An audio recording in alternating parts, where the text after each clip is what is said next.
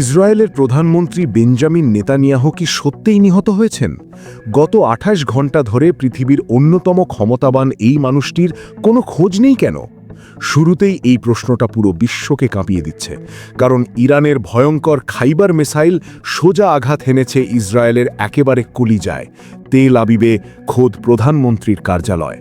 আর তারপর থেকেই নেতানিয়াহু পুরোপুরি গায়েব। ইসরায়েলি প্রশাসন একেবারে চুপ, সব নির্ধারিত সফর বাতিল। কিন্তু আসল ঘটনা কি শুধুই নেতানিয়াহুর অন্তর্ধান, না পর্দার আড়ালে ঘটে যাচ্ছে আরও বড় কিছু, যা শুনলে আপনি শিউরে উঠবেন?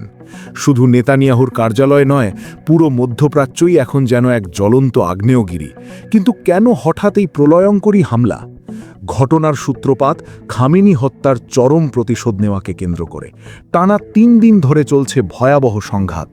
ইরানের রেভলিউশনারি গার্ডস বা আইআরজিসি এবার শুধু ইসরায়েল নয়, সরাসরি টার্গেট করেছে খোদ আমেরিকাকেও। শুনলে অবাক হবেন, পারস্য উপসাগরে থাকা মার্কিন বিশাল বিমানবাহী রণতরী ইউএসএস এব্রাহাম লিঙ্কনেও মিসাইল হামলা চালানোর দাবি করেছে ইরান। আমেরিকার একজন কর্মকর্তা আল জাজিরাকে বলেছেন, আমাদের রণতরীর কোনো ক্ষতি হয়নি। কিন্তু আশ্চর্যের বিষয় হলো, এর সপক্ষে তারা কোনো প্রমাণই দেখাতে পারেনি। এই প্রমাণ লুকোনোই কি সন্দেহ আরও বাড়িয়ে দিচ্ছে না? আমেরিকার মতো সুপার পাওয়ার যখন প্রমাণ দেখাতে হিমশিম খাচ্ছে, ঠিক তখনই ইরানের শক্তি নিয়ে মুখ খুলেছেন এক সাবেক মার্কিন গোয়েন্দা প্রধান। সাবেক গোয়েন্দা কর্মকর্তা ডেভিড পেট্রিয়াস পরিষ্কার জানিয়ে দিয়েছেন, ইরানের বর্তমান সরকারকে উৎখাত করা প্রায় অসম্ভব।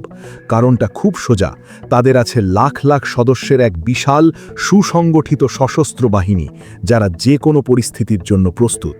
আর তাদের এই প্রস্তুতির বাস্তব প্রমাণ এখন নিজের চোখে দেখছে পুরো মধ্যপ্রাচ্য। কাতার, বাহরেন থেকে শুরু করে ওমান, কুয়েত, সৌদি আরব এবং আরব আমিরাত, কোথাও যেন স্বস্তি নেই।